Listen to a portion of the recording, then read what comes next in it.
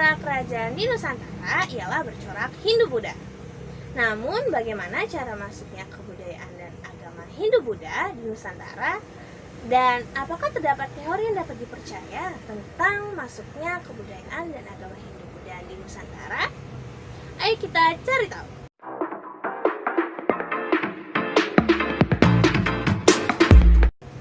Hai, bersama saya Priska Amanda kembali lagi di pelajaran sejarah.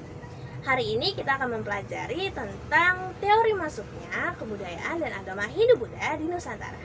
Tapi sebelum itu akan lebih baik jika kita mengetahui sejarah Hindu-Buddha itu sendiri. Agama Hindu diperkirakan tiba di India sekitar tahun 3102 sebelum Masehi sampai dengan 1300 sebelum Masehi. Agama ini tumbuh bersamaan dengan masuknya bangsa Arya, yaitu bangsa nomaden yang masuk ke India dari Asia Tengah. Namun ternyata kedatangan bangsa Arya ini telah mendesak bangsa Dravida yang merupakan penduduk asli di India. Nah, selanjutnya terjadilah percampuran antara bangsa Arya dengan bangsa Dravida yang akhirnya menghasilkan kebudayaan Hindu. Dalam perkembangan agama Hindu di India dapat dibagi menjadi 4 fase, yaitu zaman Weda, zaman Upanishad, zaman Brahmana, dan juga zaman Buddha. Yang pertama adalah zaman Weda. Pada zaman ini, dewa tertinggi yang dianggap telah menciptakan alam semesta disebut dengan Trimurti, yang terdiri dari Dewa Brahma, Dewa Wisnu, dan juga Dewa Siwa. Pada zaman ini pula muncullah kitab Weda yang dikatakan sebagai kitab suci agama Hindu. Pada zaman ini pula masyarakat terbagi menjadi 4 kasta, yaitu kasta Brahmana yang terdiri dari para golongan pendeta atau ulama, kasta Ksatria yang terdiri dari raja, bangsawan, panglima, dan juga tentara, kasta Waisya yang terdiri dari para pedagang, dan yang terakhir kasta Sudra yang terdiri dari para petani dan juga pelayan. Namun terdapat juga orang-orang yang tidak termasuk dari 4 kasta ini, yang biasanya disebut dengan Parya, yang terdiri dari para pengemis dan juga gelandangan.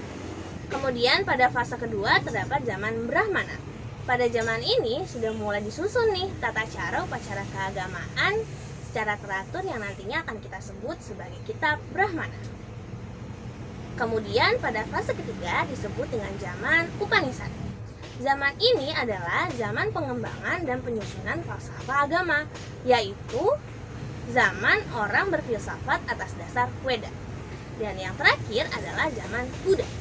Beralih ke agama Buddha. Agama Buddha itu sendiri adalah perkembangan dari agama Hindu. Buddha sebenarnya adalah sebutan bagi seseorang yang telah menerima pencerahan. Awalnya, Buddha bukanlah sebuah agama, melainkan ajaran dari seseorang yang telah menerima pencerahan yang disebut sebagai Siddhartha Gautama. Pangeran Siddhartha adalah anak raja yang beragama Hindu dari suku Sakya yang bernama Suddhodana. Para pertapa meramalkan bahwa Pangeran Siddhartha ini akan menjadi sang Buddha. Raja Suddhodana pun bersedih karena jika Pangeran Siddhartha menjadi sang Buddha, maka tidak ada yang dapat mewariskan tahta dari Raja Suddhodana ini. Untuk mencegah ramalan tersebut, maka Raja Suddhodana memerintahkan agar pangeran tidak boleh melihat 4 macam situasi, yaitu orang tua, orang sakit, orang meninggal, dan juga seorang pertapa. Yang artinya dengan jelas bahwa Pangeran Siddhartha Gautama tidak dapat keluar dari istana. Merasa terkekang, suatu hari di usia yang ke-29 ia pun menyelinap keluar dari istana bersama dengan seorang kusir yang membantunya menemani perjalanannya. Dalam perjalanannya ia menemukan pertapa, orang tua, orang sakit, orang meninggal yang sebelumnya ia tidak pernah lihat. Dan ia pun berpikir mengapa semua ini terjadi. Untuk mencari tahu jawabannya, ia pun keluar dari istana dan menjadi seorang pertapa. Suatu saat, tibalah ia di sebuah kota yang bernama Bodhgaya. Dan ia beristirahat di sebuah pohon yang bernama pohon Bodhi. Pada bulan purnama di bawah pohon Bodhi, ia pun mendapatkan pencerahan. Ia memperoleh jawaban atas semua pertanyaan yang selama ini ia tanyakan. Pengalaman itu kemudian dilukiskan sebagai pencerahan dan kesadaran sempurna. Sepeninggal Buddha, para penganutnya meneruskan ajarannya dan lahirlah agama Buddha dengan kitab sucinya yaitu Tripitaka. Namun pada tahun 78 Masehi terjadilah perpecahan di antara para penganut ajaran Buddha. Perpecahan ini melahirkan dua aliran, yaitu aliran Mahayana dan aliran Hinayana. Buddha Mahayana lebih kompleks karena banyak dipengaruhi oleh perkembangan agama dan kebudayaan lain.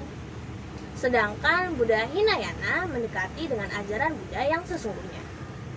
Di Indonesia termasuk Myanmar, Kamboja, Thailand, Laos, Buddha Hinayana lah yang berkembang. Sedangkan aliran Mahayana lebih berkembang di daerah Tiongkok, Taiwan, Korea, Jepang, dan lainnya. Beralih ke teori masuknya Hindu-Buddha ke Nusantara. Indonesia adalah negara kepulauan yang letaknya sangat strategis karena berada di jalur pelayaran yang menghubungkan antara negara barat dan timur. Hubungan dagang antara Indonesia dan India telah terjalin sejak tahun 1 Masehi. Hubungan dagang ini membuat Indonesia mengenal agama dan kebudayaan Hindu dan Buddha. Berikut terdapat beberapa teori atau hipotesis tentang proses masuknya Hindu-Buddha ke Nusantara. Yang pertama adalah teori Waisya. Teori ini dikemukakan oleh N.J. Krom dengan didasarkan atas alasan bahwa bangsa India datang ke Nusantara untuk berdagang. Golongan terbesar yang datang ke Indonesia dari India adalah dari kasta Waisya atau dari para pedagang.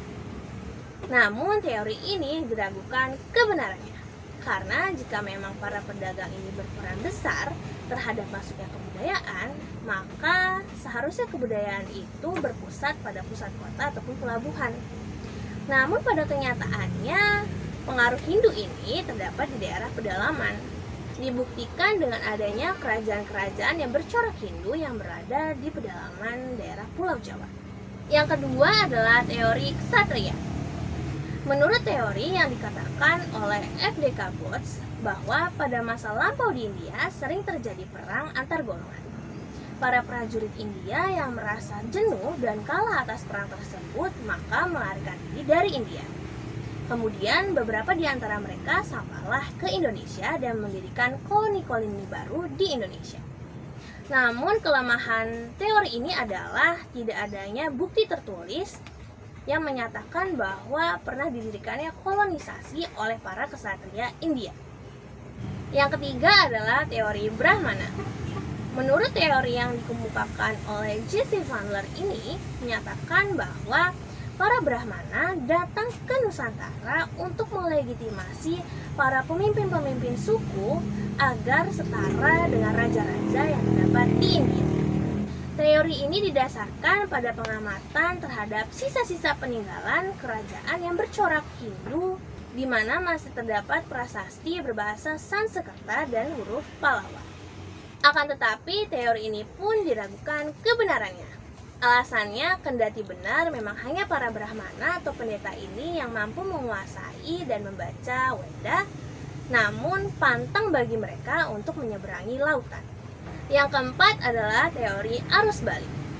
Menurut teori yang dikemukakan oleh George Kutes bahwa yang membawa kebudayaan dan agama Hindu ke Nusantara adalah bangsa Indonesia itu sendiri. Bangsa Indonesia datang dan berkunjung ke India serta mempelajari agama dan kebudayaannya di sana. Kemudian sekembalinya dari India, mereka pun menyebarkan agama dan kebudayaan Hindu di Indonesia. Namun teori arus balik masih memerlukan bukti lain untuk memperkuat kebenarannya. Sementara itu, sekitar abad ke-5 agama Buddha sudah mulai dikenal di Indonesia. Berikut terdapat beberapa kerajaan-kerajaan Hindu-Buddha yang terdapat di Indonesia.